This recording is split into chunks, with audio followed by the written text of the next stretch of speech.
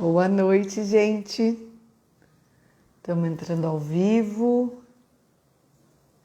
Esperando. Boa noite. Estamos entrando. Boa noite, Laura. Casa da Vida já entrou, somos muito pontuais. Espera lá pedir.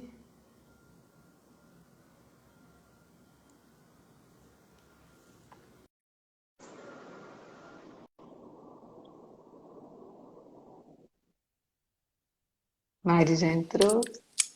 Oi, Lu! Oi, Mari, tudo bem? Tudo bem? Boa noite. Boa noite. Nossa, como a gente é pontual, né? Muito pontual, muito pontuais.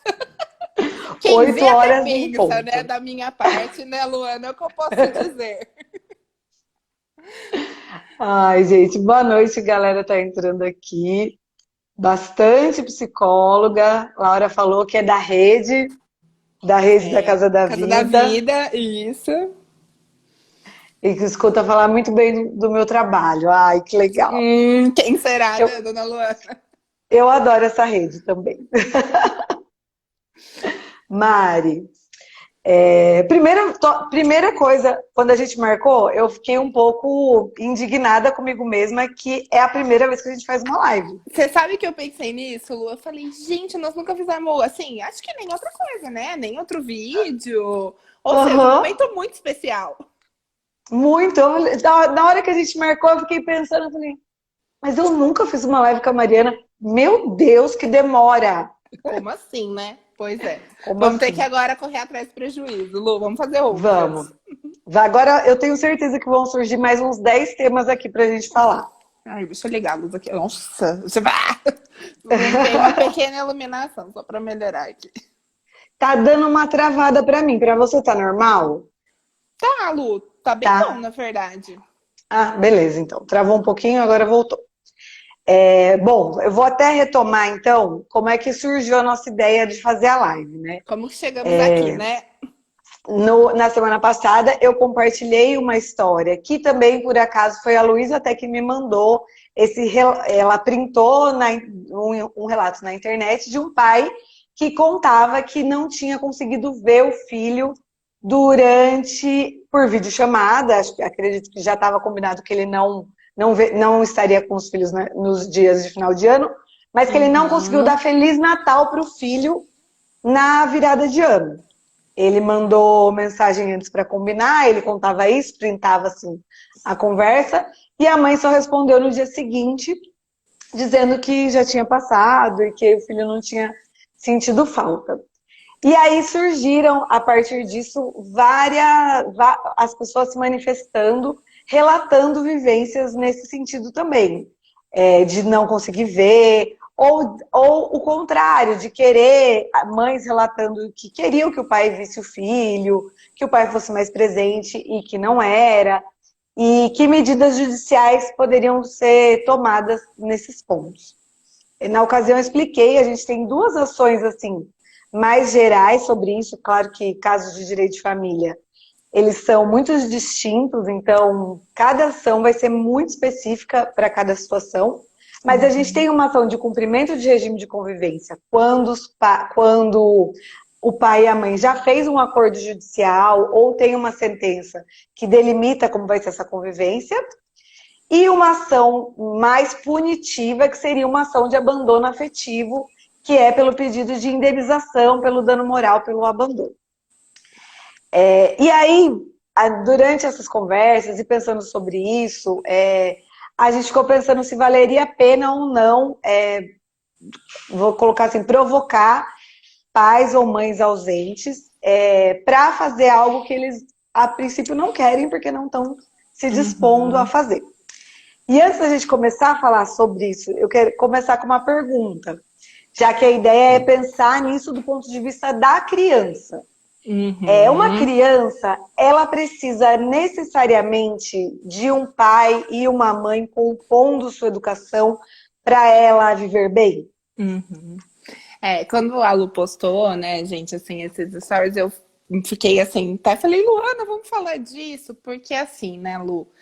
Socialmente, parece que a gente tem uma matriz da família tradicional. Assim, por mais que a gente fale, desconstrua, muitas vezes a gente se pega reproduzindo tudo isso. E essa ideia, né? Tô falando isso porque vem junto com a ideia de que se precisa de um pai e de uma mãe. Tanto que até por isso que tantas vezes outros modelos de configuração familiar são vistos como, oh meu Deus, como essa criança vai se desenvolver ou qualquer coisa do tipo. O que a gente entende, né, gente, que uma criança precisa para ficar bem? É uma coisa muito simples, mas ao mesmo tempo muito complexa. Um adulto, dois adultos, vários adultos que estejam disponíveis para cuidar dela, que possam oferecer confiança, ritmo, previsibilidade, os cuidados que foram necessários, né? Nem muito nem pouco, mas o que ela precisa, né? Aparentemente algo, né, Lu, assim, beleza, né? Mas muito difícil na prática de oferecer quando questões como uma separação entram em jogo e vários conflitos e o casal conjugal se sobrepõe com o parental e mil questões acabam se misturando. Então a criança precisa, né, do homem e da mulher. A gente entende em psicologia muito a questão das funções, né, que não estão grudadas com o gênero, né? E esta Aham. é uma mistura ainda muito comum, porque a gente está falando disso faz pouquíssimo tempo, inclusive, né? Então, o que a criança precisa ficar bem? De pessoas responsáveis que possam estar e seguir com ela, né? É isso que uma criança precisa, independentemente de gênero, né? Independentemente de modelo familiar. Mesmo essa construção, essa ideia, porque tem mesmo uma ideia, acho que tem a ver com essa romantização, mas com essa construção de família, Uhum. e como eu trabalho com isso, a gente ouve muito. Então, uma criança precisa de um pai. Mães por exemplo, postergam uma eventual separação, para a criança não Uhum. ficar sem o pai. Eu estou fazendo isso pelos meus filhos, porque eles precisam de um pai. E de Sim. mãe ainda, a criança precisa mais ainda dentro da nossa construção, mas é que aí é quase que inadmissível, mas acontece, esse É, abandono materno. Mas a nossa sociedade já nem pensa nisso. exato. Então, não necessariamente precisariam desses papéis delimitados dessa forma. Né, Lu? Porque o que acaba acontecendo, e aí eu acho que é legal a gente pensando na concepção que a gente tem de infância, porque muitas vezes, isso assim, né, eu atendo bastante crianças, né, gente, na clínica, e hoje, assim, teve até ano passado, eu tava olhando nenhuma das crianças que eu atendia, a família era uma família tradicional, o que reflete como a nossa sociedade está hoje, óbvio. O que a gente acaba percebendo? Que tem uma concepção de infância como se a criança não percebesse, como uma criança que, inclusive pensando nas emoções, né? É muito comum, assim, às vezes os pais pensarem na adolescência, como se fosse a fase preocupante, né? Sem se dar conta que as coisas estão rolando desde os primeiros meses de vida, na verdade. Então, essas frases todas, né, Lu, elas se misturam muito com a nossa concepção de infância, em que a gente não consegue muito olhar para a criança como essa criança vai se proteger de determinadas situações, né? O que uma criança de 3, 4 anos entende quando ela vê uns pais, de repente, numa situação assim, super difícil, e ela tá ali naquele meio. Será que isso realmente vale? Né? Então a gente precisa falar muito disso, né? Por isso que eu gostei muito quando a gente quis trazer essa ótica da criança, porque a nossa concepção da criança também é muito romantizada, né? Como se, imagina, basta estar ali, tá tudo certo. Óbvio que não, né? E eu acho que até essa ideia, assim, essa família tradicional que ensinaram pra gente, ela já não existe há muito tempo. No Uhum. Brasil, mães solo são a maioria, não é nem da década passada, já há Não, muito tempo. As configurações não são assim. Então parece que também é um ideal que ele nem é nunca brasileiro, nem é existiu. nosso, né? A gente emprestou lá da Europa e ficou reproduzindo aqui. Meio isso, assim, né? Porque muitas das teorias, né, gente? Inclusive, posso falar da psicologia no caso. A gente estudou teorias que foram criadas, sei lá, nos 50, 60 na Europa, a maior parte, né? Tem muitas vezes psicólogo, que vou falar da psicanálise, que é onde eu mais estudo. Quem que você conhece de psicanalista brasileiro que está vivo e está falando da nossa realidade, dessas questões todas? Você tem toda a razão. Família solo é realidade no Brasil desde quanto tempo, né? Sim, e até essas famílias multiparentais também existem há Uhum, muito tempo, porque a gente tem uma cultura, vou colocar assim, embora católica, já mais fluida e um passado muito próximo e difícil. uhum, E ainda assim, no direito hoje, com o Estatuto da Criança e do Adolescente e com a ideia de proteção da criança e do adolescente, ainda se tem foi se criando formas de provocar os pais, agora falando do pai do gênero masculino mesmo, uhum. justamente porque a gente sabe que, na grande maioria, as mães acabam ficando com esse Com as encargo crianças. sozinha. Uhum, Ainda acho que é até bom a gente colocar isso dentro de relacionamento, porque muitas vezes, e aí a gente vai ter pessoas da nossa geração que vão falar isso também, filhos de pais casados foram educados exclusivamente pela mãe. Não era a parentalidade, ela não era compartilhada. Isso também é uhum. uma ideia recente, mesmo dentro de um casamento. Mas ainda assim tem essa provocação para os pais, para essa parentalidade ativa, para se começar a estimular os homens a participarem desse processo, que é super importante e que também é um convite importante para se fazer dentro da nossa cultura.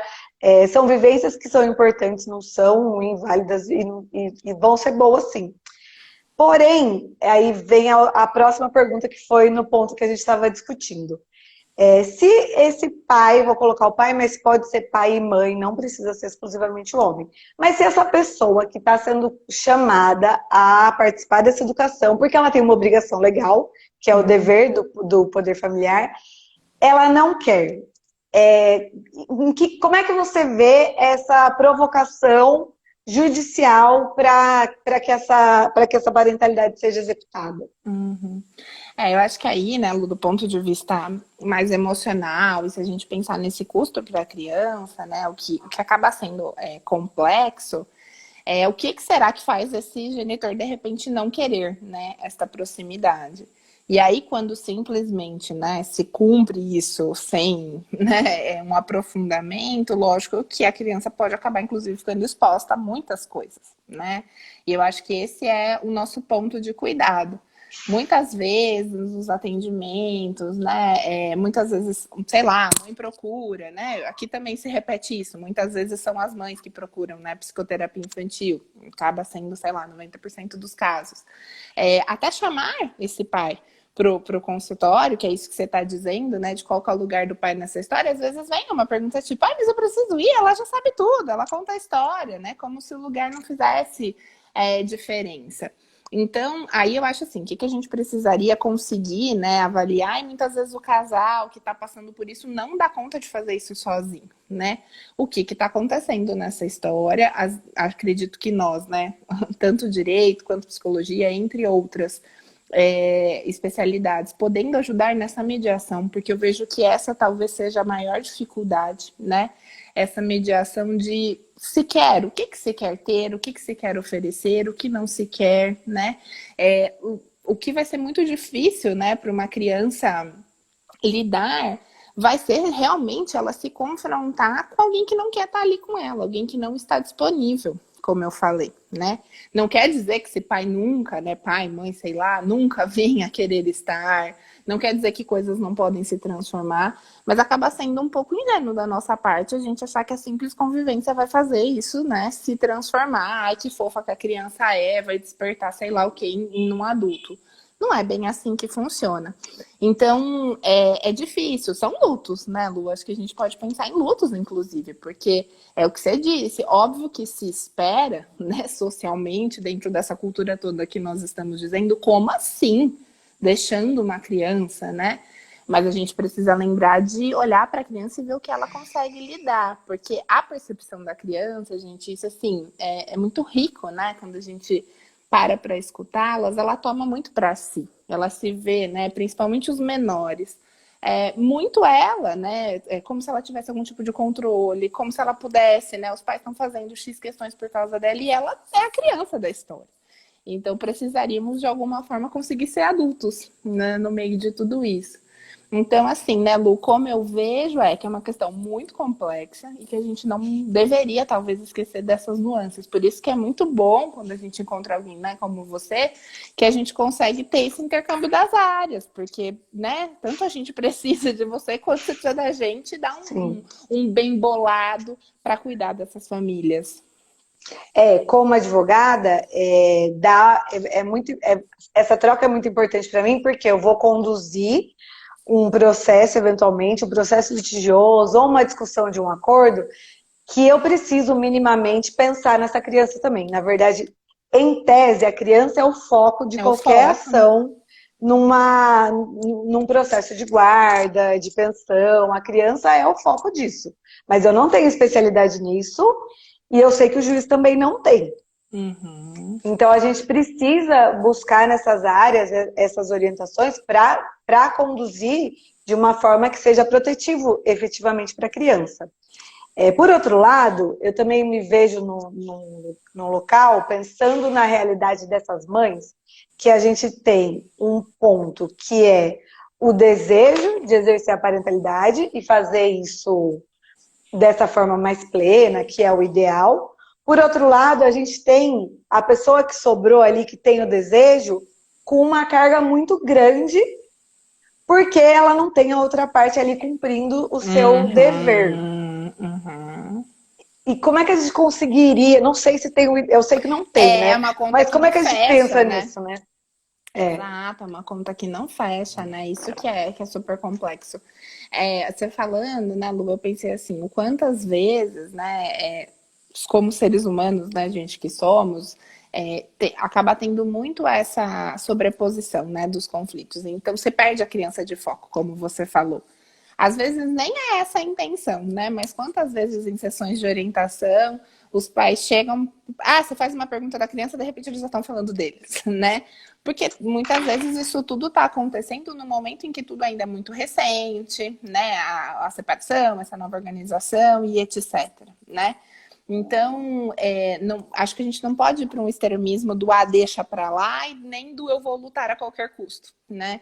Então, se teria um pouco que entender, né, dentro de cada família, de cada contexto, o que dá para a gente articular. E no caso, vamos pensar num caso assim, né? Realmente essa outra parte não vai estar presente. Tem uma coisa que é maior do que os casos, né, Lu? Mas que é uma mudança nossa social do que a gente cobra de uma mãe, né, gente? A gente cobra demais. E é o que você está falando, é uma conta que não fecha. E isso, assim, é uma transformação que ela é muito grande. A gente precisa falar muito disso, né? Quantas vezes em pequenas coisas, sei lá, cenas bobas, mas que refletem muito isso, né? Você tá no shopping, você vê uma criança chorando, você já olha caçando a mãe dela, tipo, né? Porque quem que não tá controlando? Assim, então, Cadê a mãe dessa criança? né, exato. Tô dando um exemplo assim bobo, mas que reflete um pouco o lugar da mulher. Então essa cobrança, ela não vem só pelo pai não tá, mas de todo mundo que tá em volta, né? Então se a gente conseguir fazer aos poucos essa conscientização e espaços como esse são muito importantes para isso, eu acho que a gente já começa a fazer uma mudança maior, sabe? Que é muito necessária. E não só para as mães desses casos, mas para acho que para a mulher, né, de uma forma geral. E também para a nossa sociedade como um todo, para se entender que os Uhum. papéis não precisam ser tão delimitados. Dentro do Poder Judiciário, como eu ia dizendo, o Estatuto da Criança e Adolescente traz essa provocação e fala muito da questão do poder parental, do poder familiar e do dever de cuidado. A lei que trouxe, que definiu a guarda compartilhada como regra geral, eu Uhum. até falo isso em atendimento. Quando isso aconteceu, eu entendi, primeiro, com pontos de rejeição. Imagina, isso vai ser impossível, ninguém vai conseguir compartilhar a guarda. Depois entendi que era um ponto educativo, tipo, educativo as duas partes compartilharem esse cuidado. Porém, na prática, mesmo quando essa guarda ela é compartilhada, ela é formalmente compartilhada, se define como guarda compartilhada, a responsabilidade ela não é compartilhada. Muitas vezes, não são todos os Uhum. casos, mas muitos casos continua quase que uma guarda unilateral com esse pai ali na visita e a mãe cuidando de todos os outros pontos. E você falou uma coisa, que você começou a falar, eu tinha pensado de um jeito, você falou outro. Você falou assim, a gente ainda é muito a gente ainda não mudou a forma como a gente cobra das mães. E eu Uhum. tava pensando que você ia falar assim, a gente precisa mudar a forma como a gente cobra os pais, né? Que mudou, só que não a exigência continua Sim. sendo da mulher. A gente até cobra Uhum. mais coisa dos pais, mas a gente não tirou a A exigência e as exigência. cobranças das mulheres, né? Exato, exato, Lu. E assim, né, essa questão da guarda compartilhada, às vezes eu vejo, ficou uma coisa meio amedrontadora, né, Lu? Assim, muitas vezes nos casos, quando recebo, né, mãe, enfim, tá passando por essa situação, a coisa ainda tá rolando. Não, mas guarda compartilhada, agora é guarda compartilhada. Então, que legal a gente também poder falar disso, porque se entender o que que acontece, né? Lógico que a coisa, eu acho que toda legal, ela ainda é muito abstrata para a maior, né, parte da população. Então, acho muito interessante porque fica assim como que a gente vai compartilhar decisões que a gente nunca compartilhou, né? Que isso de fato nunca aconteceu. Então, por isso que essa reformulação toda, ela é muito maior, né? Assim, pensando e por isso que passa pela questão do cuidado, do que de fato essa criança precisa. Porque a gente acaba idealizando, né, muito, como se fosse 50-50, e de fato, né, esse compartilhamento é uma alternância sempre entre quem for o responsável por essa criança. E acho que nós duas, né, Lu, a gente acaba falando assim, bastante para profissionais, e, né, e acho que não só, mas também para o público geral, mas é muito interessante que a gente se atente enquanto profissional, a nosso imaginário relacionado a isso. Porque todos nós crescemos, né, gente, lá nos anos 80, 90, né? Com muita idealização rolando. Então, muitas vezes, quando a gente ouve determinadas coisas, pode ser que venha, né, um certo julgamento, né, assim, como humanos, é importante a gente trabalhar com Sim. isso. E para os pais, para as famílias que estão aqui com a gente, a importância de também procurar profissionais que façam isso acontecer. Coisas muito básicas que às vezes acontecem na psicologia é nunca chamar um pai para uma orientação. Como assim? Né? Que é o que você está falando. E é daí que a gente. Estou falando com a mãe, mas espera aí, o pai, mas trabalha, tá? Mas estamos à noite, vamos pensar num horário possível, né? Atendimento online está aí. Então a gente também precisa, né, estar atento a tudo isso, porque senão a gente reproduz essa mesma coisa que você está dizendo. Mudou, mas não mudou, né? Você sabe que eu tenho um caso Um de caos. uma criança. A criança estava apresentando alguns problemas, escola, etc. Foi para terapia. E aí a terapeuta chamou a mãe para conversar. E eu falei, mas por que ela não chamou o pai também para conversar? E a Uhum. fala veio da paciente, né? Não foi da terapeuta, mas foi o que ela reproduziu. Ela falou que ele não precisava, porque ele não apresenta nenhuma questão com o pai. Uhum. E eu pensei e falei, não apresenta porque não tem contato, porque se tivesse, tipo, os conflitos estão acontecendo com a mãe porque é a mãe que está presente, né? Uhum. E também porque assim, né? Eu sempre falo para as famílias que seguem comigo, assim, não vamos cuidar do seu filho, a gente cuida da família, né, Lu? Não tem como. Então, não é porque não tem um problema com o pai que você não vai deixar de ouvi-lo, né? Quantas vezes é uma outra narrativa de uma outra criança, uma outra percepção. De repente, ele também pode receber uma série de orientações. Então, exatamente casos como esse, né? Que reproduzem essa cobrança materna e o quanto a gente vai reproduzindo esse imaginário sem se dar conta. E isso é muito frequente, gente, infelizmente. Muito frequente. Eu acho que coisas também, assim, às vezes quando as famílias escrevem, né, sei lá, mandam um WhatsApp perguntando de atendimento. Aí, de repente, você fala, o pai e a mãe têm que estar presentes. Daí você fala, mas, gente, nem sei quem são os cuidadores dessa criança. Então, de repente, você já está pressupondo que só existe um modelo de família. Então é uma série, né, de questões que estão se transformando e que eu acho que diz de um respeito mesmo, né, Lu? De uma compreensão de como cada uma dessas famílias se organizam. Então busquem profissionais que possam oferecer, porque daí eu acho que essas questões todas com certeza tendem a ser mais bem trabalhadas, mais bem cuidadas. E trabalhando como advogada na área do direito, na psicologia, quando chega, você tem um tempo de administrar e de assim, ó, de saber que essa questão pode não ser a questão principal. Uhum. Pode ser que outras coisas vão mudar. E como advogada, quando esse problema chega, o que se espera é que a gente dê uma solução imediata para aquilo, um encaminhamento imediato para aquilo. Então, quando Uhum. a resposta da caixinha, eu fui super objetiva, porque era super. Tem que fazer uma live mesmo, não dá pra gente discutir isso em post de 10 segundos, né? Aham, sim. E aí eu coloquei quais eram as ações que caberiam, essas duas, o abandono afetivo e a ação de cumprimento de convivência. E aí parece que é isso, assim, ó, você vem, conversa com o advogado e pá, agora a gente resolveu. Quando não vamos resolver. Uhum, uhum. Eu tava Me- aqui. Fale. mesmo se entrar com a ação, não vai ser a ação em si que vai resolver o Que vai problema, né? resolver. Eu tava pensando, né, Lu, assim, queria muito, pensando nisso, né, na complexidade disso, que lógico que uma criança, vamos pegar esse exemplo aí do WhatsApp, né, por N razão, sei lá, o pai não, vamos pensar um pai que não apareceu, falou que vinha e não veio, qualquer coisa do tipo. Óbvio que isso tem um impacto afetivo nessa criança, óbvio que ela, né, vai precisar elaborar e compreender tudo isso. Então, em nenhum momento a gente está falando que é tipo, ai, beleza, pai, tchau, pode ir embora, você não faz falta. Lógico que não é isso.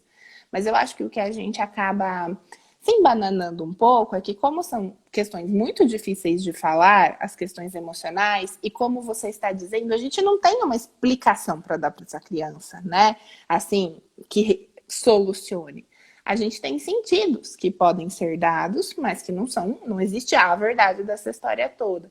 Então a gente acaba rodeando, a gente acaba não conseguindo muitas vezes conversar com as crianças sobre isso, né? Mesmo em momentos, às vezes, de separação, né? Então, nossa, mas o que vai acontecer? Ela vai ficar traumatizada? Sim, ela pode, né, ter um sofrimento emocional se ninguém explicar para ela o que está acontecendo. Mas na medida em que isso for ganhando palavras e que a gente for auxiliando a compreensão nisso, isso vai para um outro lugar, né? Então, esse é o ponto, a comunicação, o jeito que a gente consegue conversar sobre isso. Óbvio que não, ninguém sabe, nasce sabendo fazer isso, então se eu sinto dificuldade, peraí, deixa eu procurar uma ajuda, uma orientação, quem pode, né, me auxiliar. Mas a gente precisa, isso desde a criança pequenininha, 3, 4, né, até a criança maior. Até o bebê, inclusive, porque o bebê, vamos supor que ele fique, né? Ele tem ainda que em pouquinho tempo essa alternância, muda totalmente o ritmo de cuidado.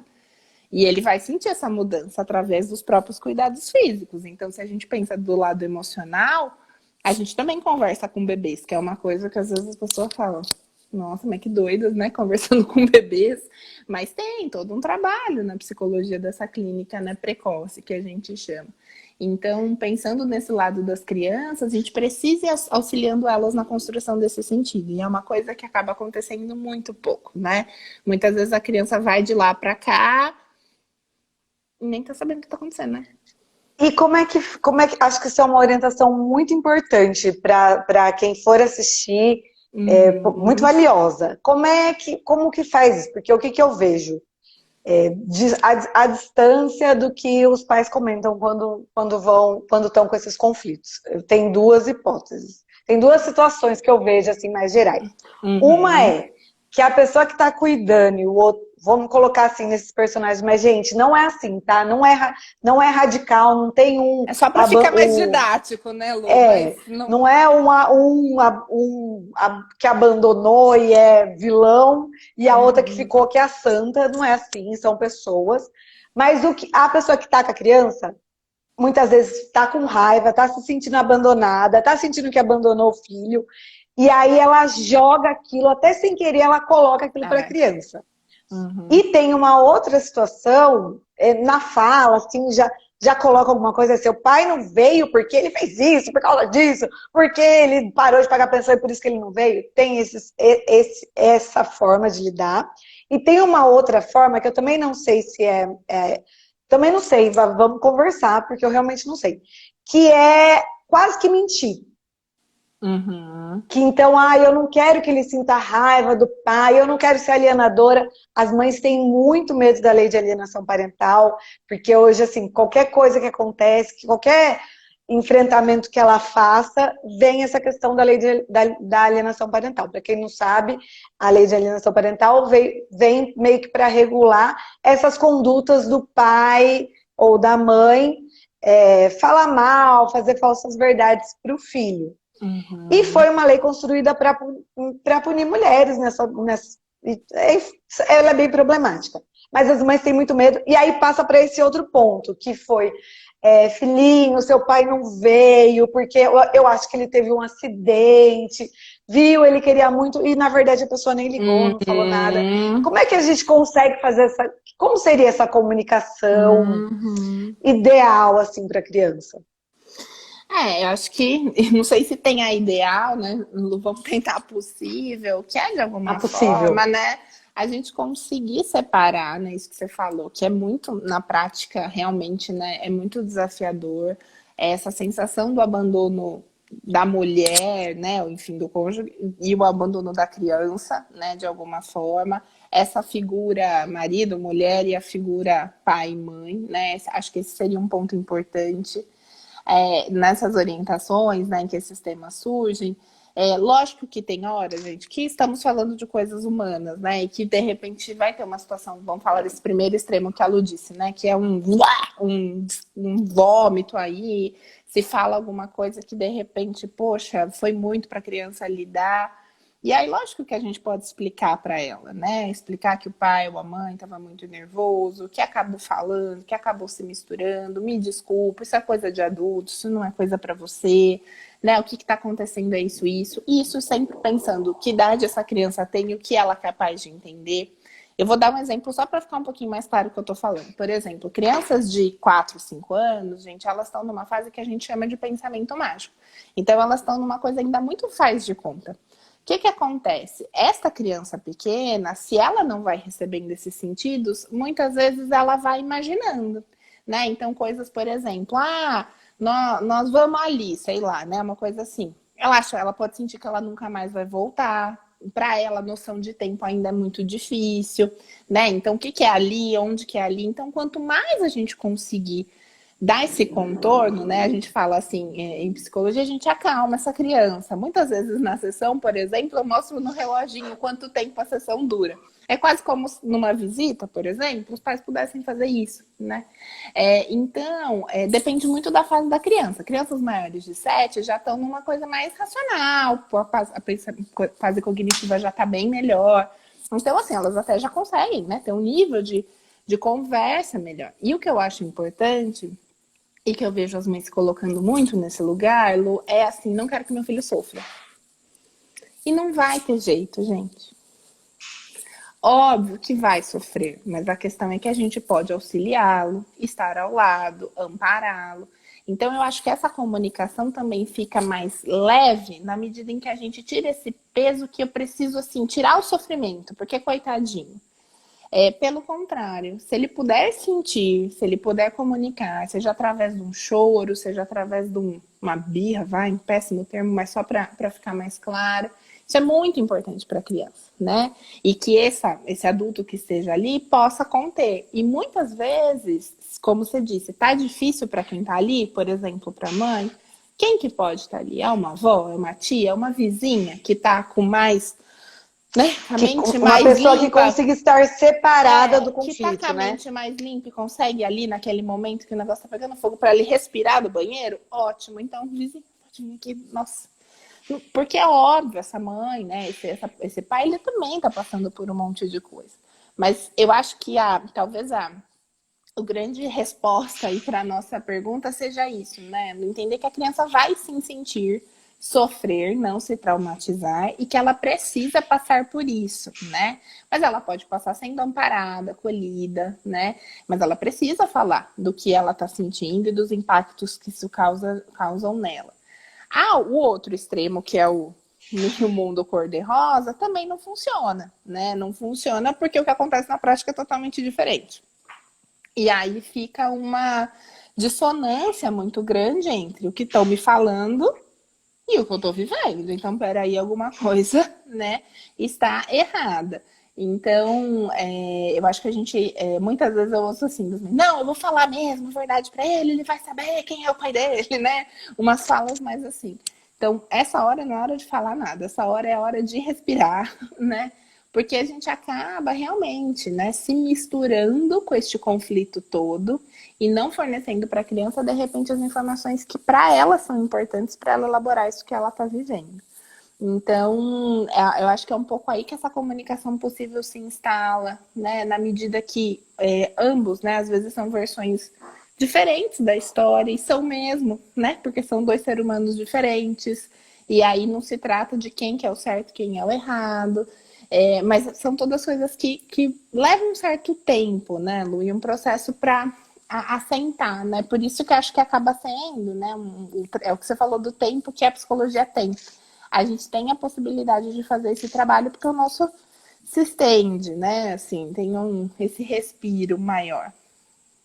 Ao mesmo tempo, até muitos advogados que trabalham com direito de família, envolvido com a psicanálise, eles falam de como um processo judicial pode ser importante para a elaboração dessas mudanças, porque às vezes a Uhum. gente precisa de uma resposta imediata, mas o processo ele não vai se Exato. resolver imediatamente. E Uhum. aí eu venho com uma outra pergunta que também não tenho resposta, tá? Que é quando a pessoa está do lado contrário. Eu vou colocar com o termo alienação, mas eu não concordo com esse termo. Por exemplo, é o pai que está sendo alienado, que está sendo afastado por N motivos, porque por causa do desgaste, por causa do sentimento de abandono. Isso eventualmente acontece também. Não são. Não, eu tomo muito cuidado, porque a gente se acostuma a achar os estereótipos e encaixar todo mundo Uhum. ali. Mas, então, tem casos onde um dos genitores não quer estar presente, e tem casos onde um dos genitores quer estar presente e o outro afasta. E aí só que a relação vai ficando tão desgastada que a pessoa que está sendo afastada muitas vezes deixa esse afastamento, não tem energia e deixa que isso aconteça. E aí, sem falar de psicologia, eu penso que seria importante essa criança, talvez quando adulto, saber que o pai ou a mãe lutou para tê-la perto. Mas isso seria um fato? O que você acha? Ou você acha que valeria a pena ou que não vai fazer diferença? Eu não sei. Uhum. Não, Você acho que entendeu o sim, caso? sim. Acho que lógico, né, Luiz? Nem sei se é só na vida adulta, né? Assim, vamos torcer para poder ser antes da vida adulta, se de fato esse investimento existe, né? Que se chegue numa possibilidade, não sei se efetivamente de convívio, né? Mas essa criança se apropriar dessa história, né? Eu acho que esse é muito o ponto, né? Qual que vai ser a história que essa criança vai poder falar e vai poder contar, né? E não vai ser nem a versão do pai, nem a versão da mãe, né? Vai ser a versão dela. E é isso que é importante que se construa. Então, sim, né? Na verdade, eu fico imaginando que seria muito importante, né? Que esse genitor do outro lado, como a gente está dizendo, se quer estar próximo, se quer conviver, pudesse encontrar seus recursos para aguentar, né, entre aspas, esse momento mais difícil, para o que será que então pode ser produzido. Porque isso que você está falando é um ponto fundamental, o desejo, né? O desejo de estar ali, o desejo de ser parte, o desejo de estar próximo, né?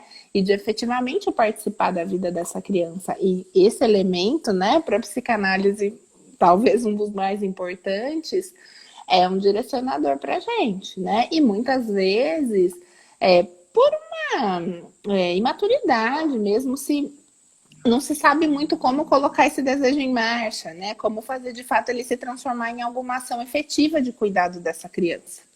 Então, sim, acho que é muito importante, assim como é muito importante, né, a gente honrar as perguntas que a criança faz, as eventuais curiosidades que ela possa vir a trazer e possa ter, né? Tem horas coisas mais fáceis ou mais difíceis. Tem não sei se é uma orientação, vou chamar assim, que eu lembro que eu aprendi lá na faculdade, que de fato é muito importante, que é quando a criança traz alguma pergunta assim, que você se vê muito sem saber, né, como responder, é interessante perguntar para ela, mas o que você acha? Né? Até para a gente ter uma noção do que a criança está formulando de hipótese, porque nós adultos temos uma tendência assim, vou pegar a pergunta que não tem muito a ver com a nossa conversa, mas só para dar um exemplo. Da onde vêm os bebês? A gente já pensa, ai meu Deus, o que eu vou fazer? Vou ter que dar uma aula de biologia para essa criança. E às vezes é uma criança que se contenta com uma resposta super simples, né? Então, quando a gente volta essa pergunta para a criança, né, sei lá, por que meu pai não veio? O que você acha? O que você está entendendo do que está acontecendo? Aí a gente já consegue ter um pouco da percepção que ela está tendo e também o que a gente vai conseguir oferecer. É como se a gente precisasse calibrar nós adultos, e daí não tem jeito, gente, é com a gente mesmo, não vai dar para pedir isso para a criança. Qual é a dose que essa criança é capaz de lidar de mundo? Não adianta contar uma verdade, porque ela é a verdade gigantesca, horrorosa.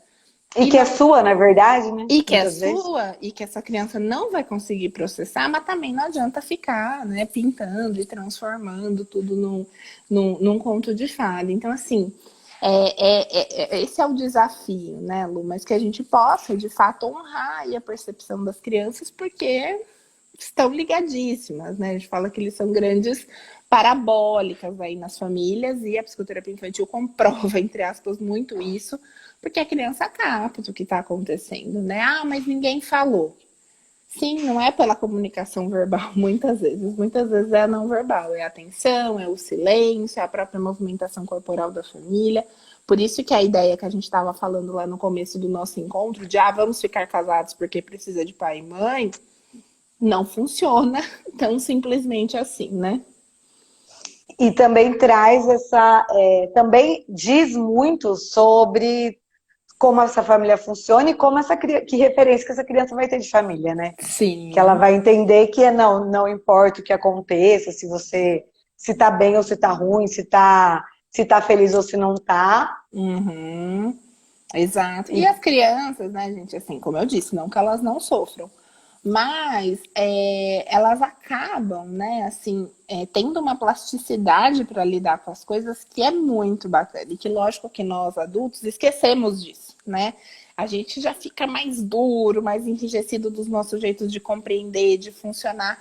A criança, ela tem, né, uma plasticidade, ela consegue, né, de alguma forma, se bem amparada, né, e dando sentido para isso. Então, por isso que até, né, a coisa do criança traumatizada, que também é um termo que acho que ficou meio popularzão, assim, né? A gente tem que tomar cuidado com isso, porque senão, quantas vezes, né, recebo pais e mães assim, amedrontados, como se fossem verdadeiros bruxos que estão destruindo a vida dos seus filhos. Pera lá, não é assim. Eu gosto muito lá do livro da Chimamanda, né, Lu, do Como Criar Crianças Feministas, que ela fala, né, ela fala, é muito importante para o seu filho saber que além de você ser mãe, você é mulher. É muito importante para o seu filho saber que além de você ser mãe, você tem um amor pelo trabalho, por exemplo, se esse for o seu caso. Encaixa, né? Acho que a gente pode transportar essa mesma reflexão para isso que a gente está falando. É muito importante essa criança saber que, além ali da questão, né, materna, ela também tem uma vida amorosa que se desenvolveu da vida X ou Y, porque ninguém é sua mãe, ninguém é sua pai, né? A gente é um aglomerado de papéis. Então, acho que isso assim faz meio, espero, né? Eu acho que esse é o meu desejo na fala, que faça, sabe? Porque, de fato, senão a gente não tem imagens muito idealizadas. E daí viram adultos que demoram um tempão para desidealizar essas pessoas também, né? Aí vale a piadinha lá de fazer a poupança terapia, né, Lu? Uhum. No futuro poder desidealizar os pais. E, Mari, eu acho que foi muito rico, assim, dá pra gente falar muito sobre isso. Antes de finalizar, queria só mais uma pergunta. Eu tenho estudado muito sobre plano parental e essa construção conjunta é um convite mesmo dos pais que não vivem juntos para pensar na parentalidade, como que eles vão alinhar isso. Porém, no momento que o divórcio está acontecendo, esse convite ele fica meio sem sentido. Porque a pessoa só quer. Eu falo assim: não, você vai ter que decidir que dia da semana você vai buscar seu filho na escola, quem vai na reunião. E aí eles estão. O conflito está acontecendo não têm condição de pensar aquele conflito maior do divórcio está acontecendo, eles não querem pensar naqueles detalhes que dali 6 meses vai começar a dar problema também. Uhum. Você visualiza assim, como fazer esse convite para as duas partes, para que isso seja construído, talvez no momento posterior, mas você acha que isso seria possível de ser construído e realizado mesmo na prática? Ai, Lu, eu acho que eu quero acreditar que sim, sabe? Apesar de eu ver muitos desses desafios, lógico, né? Aqui não estou construindo plano parental, mas pensando em, sei lá, orientações que a É, gente quer fazer em conjunto, né? Que seria um pouco nessa linha. Eu quero acreditar que sim, e eu acho que é possível. Acho que tem um imaginário também a ser desconstruído. Nós, né, somos mulheres. E aí, pensando em psicologia, né, acho que advogado talvez tenha bastante homem, né, mas psicologia, assim, há muitas mulheres. Então, muitas vezes, parece que só por isso, assim, já vem, ai, tá do lado da mãe, sabe? Uma coisa meio assim. Então, o pai já vem super armado, não aberto para essa troca, achando que, né, ele tá sendo julgado. Então, tem esse imaginário também para ser desconstruído. E eu acho que esse pensar junto, né, Lu, ele diz de uma construção muito grande de vínculo, nossa, com essa família. E esse talvez seja o nosso desafio nessa história. Eu acho possível, eu acho que a gente acaba conseguindo, né? Na prática, a partir das situações narradas, evidenciar o quanto está custando não ter certos acordos, porque a criança ela expressa o seu sofrimento, né? Através de um choro que se torna mais frequente, uma criança que passa a dormir mal, não se alimenta bem, né? Porque a criança ela expressa muito somaticamente ali, né, o seu sofrer. E talvez isso seja, de alguma forma, assim, nossa, sabe? Precisamos falar sobre isso, precisamos cuidar disso. Então, acho que a ideia do plano parental, né, talvez ela engasgue um pouco ainda hoje, porque isso não acontece muito nem quando tá bem, né? A comunicação, essa negociação. Então, também, acho que na mesma linha, quase como se a gente pudesse, fiquei pensando, fazer uma prevenção, assim, né? Trabalhando com famílias dos mais diversos modelos, o quanto de fato vocês estão compartilhando a vida desse filho, sabendo o que acontece, quem que é responsável por cada coisa. Porque o que acaba acontecendo na prática é essa reprodução de um modelo ainda muito tradicional, né? E aí, a hora que o negócio está mais conflituoso, óbvio que o desafio vai ser ainda maior. Infelizmente, o que eu vejo na prática é isso, que o sofrimento da criança é o que mobiliza tá bom, vai, pensar. né? Vamos pensar sobre isso. Mas ainda assim, a questão do quem é o culpado da história é muito forte, é muito presente, né? Então, eu acho que tem muitas coisas sobre divórcio, sobre separação que a gente ainda precisa desconstruir, né? Parece que um fim de um relacionamento ainda é meio, sei lá, né? Fim de filme da Disney, assim, meio trágico e não É, necessariamente. e parece que é o fim de uma família que aí acabou tudo. E Isso, principalmente se você vai ter filho, não é o fim de uma família, é o fim daquele formato que não estava dando certo. Mas exato. a família vai continuar existindo desses outros formatos por muito tempo Uhum, ainda, porque vai ter que cuidar ainda por muito tempo. uhum, Eu sempre faço esse cálculo de, olha, até seu filho completar 18 anos, vocês vão ter que conversar. uhum. Exato, nas mais diversas fases, né, Lu? Porque cada momento vai trazendo uma questão. Eu tava lembrando aqui, tem um livrinho infantil muito fofo que chama Lá e Aqui, que ele fala eu uso bastante ali na clínica, e ele fala, assim, né, da separação do ponto de vista da criança, e eu acho tão bonito porque fala, né, nossa, um dia o mar invadiu o olho da minha mãe, o meu pai tava sei lá o quê, né, então mostrando, uma família, né, no caso, pai e mãe, assim, mas mostrando um pouco como a criança percebe, né, então, é disso que a gente precisa cuidar, e o plano parental eu acho que auxilia muito nisso, porque traz a primeira coisa que eu falei sobre a criança ficar bem, uma consistência no cuidado. Consistência, gente, não significa que os dois vão fazer igual. Cada pai vai ter o seu ritmo de cuidado. Isso estando casado, separado, não importa. E para a criança é importante, inclusive, que ela se depare com jeitos diferentes. Só que não dá para ser uma bagunça. né? Uma criança, para se organizar emocionalmente, ela precisa de um ritmo, ela precisa de uma coisa que se... como se fosse uma linha, sabe? Que não fosse toda cortada, mas que se estenda nos mais diversos lugares que ela esteja. Por isso que a ideia do plano parental é tão importante, né, Lu? Porque ela amarra exatamente isso, ela é essa linha que dá esse contorno. E facilitaria, não tenho dúvida, né? Muitas das questões cotidianas que aparecem. Sim, nós vamos continuar falando e ainda vamos construir. Dá para construir, mas no primeiro momento a pessoa só vai perceber o que faltou do plano, o que não pensou, a hora que novos conflitos surgirem. Acho que Uhum. em resumo aqui da nossa conversa, uma criança precisa então de proteção e de constância, né? Um espaço de segurança, Isso. Não precisa de independente. pais e mães perfeitos, gente. Então, isso é importante também, né, Lu? Então, na hora que tiver muito difícil de lidar, tudo bem falar para o seu filho que tá muito difícil de lidar e que você precisa respirar e que daqui a pouco você volta e que você ainda não tem uma resposta para isso, que você também está tentando entender. Então, pais que não sabem certas coisas criam filhos que também vão poder lidar com o não saber. Isso é ótimo, porque a gente não precisa de ninguém que sabe tudo. Então, assim, Legal. é baixar mesmo, né? Eu acho que essas cobranças todas, essas expectativas todas, porque aí a gente consegue, né? Inclusive, traduzir para a criança que está todo mundo num processo de readaptação. Sim.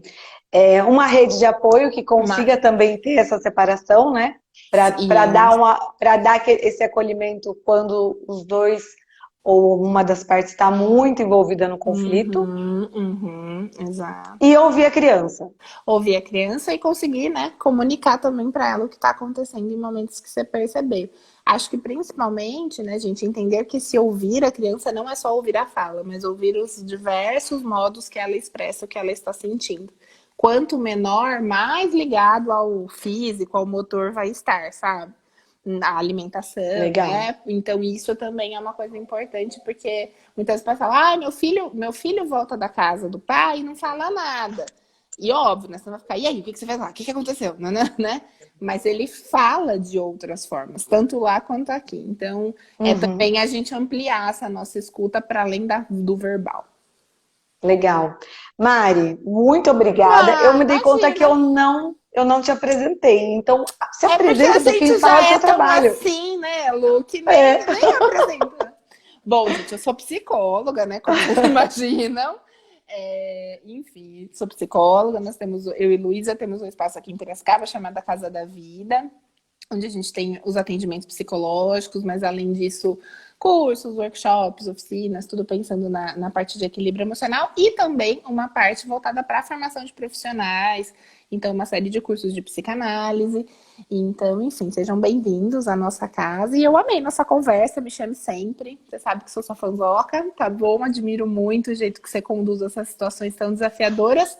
E como psicóloga, agradeço por ter você traduzindo coisas tão difíceis para nós, que vai tornando muito mais palatável tudo isso. Ai, muito obrigada. Eu sou muito fã de vocês também, de você e da Casa da Vida. A Casa da Vida é um parceiro, é uma parceira aqui do escritório, da Diálogos. E você traduz muita coisa pra gente também, de psicologia. Acompanhe, gente, tanto a Casa da Vida quanto a Casa da Vida Psi, porque tem muito conteúdo acessível também sobre isso. E embora que a gente tenha espaços curtos, eu acho que vocês conseguem trazer debates profundos também, que são muito importantes. Acho que isso Ah, obrigada, Lu. é fundamental. Muito obrigada. E a Obrigada, Nathalie pessoal que comentou participou. aqui, eu quero tomar um café com você, tá, Nathalie? Porque você é famosa aqui também pra gente, É, né? sim, Nathalie, minha É, parceira aqui, parceira, incrível né? também.